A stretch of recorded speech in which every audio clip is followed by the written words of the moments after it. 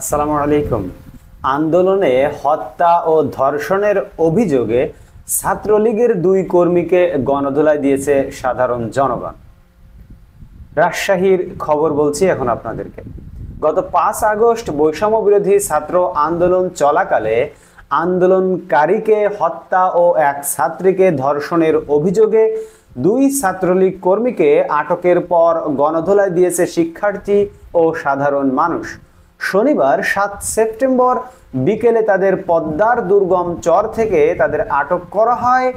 বিষয়টি নিশ্চিত করেছে রাজশাহীর বৈষম্য বিরোধী ছাত্র আন্দোলনের নেতৃবৃন্দ। তারা জানান, অভিযুক্ত ছাত্রলীগ কর্মীর নাম সানি ও মোহাম্মদ কটা।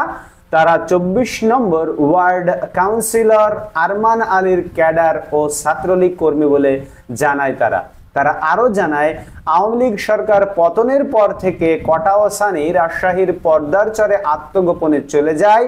খবর পেয়ে শনিবার বিকেলে রাজশাহীর পদ্মার দুর্গম চর থেকে তাদের ধরে নিয়ে আসে শিক্ষার্থীরা। এ সময় তাকে পদ্মা নদীর ধারে আনা হলে বিক্ষুব্ধ জনতা তাদের গণধোলাই দেয়। পরে শিক্ষার্থীরা তাকে উদ্ধার করে রাজশাহী মেডিকেল কলেজ হাসপাতালে চিকিৎসার জন্য নিয়ে যায় বলেও জানায় তারা। প্রসঙ্গত, গত 5 আগস্ট ছাত্র আন্দোলনের সময় রাজশাহী সিটি কর্পোরেশনের 24 নম্বর ওয়ার্ড কাউন্সিলর আরমান আলীর নেতৃত্বে ছাত্র জনতার উপর হামলায় এক শিক্ষার্থী নিহত হয়। এতে জড়িত ছিল আটক এই দুইজন। এছাড়াও 24 নম্বর ওয়ার্ড এলাকায় এক শিক্ষার্থী ছাত্রীকে ধর্ষণের অভিযোগ রয়েছে তাদের বিরুদ্ধে।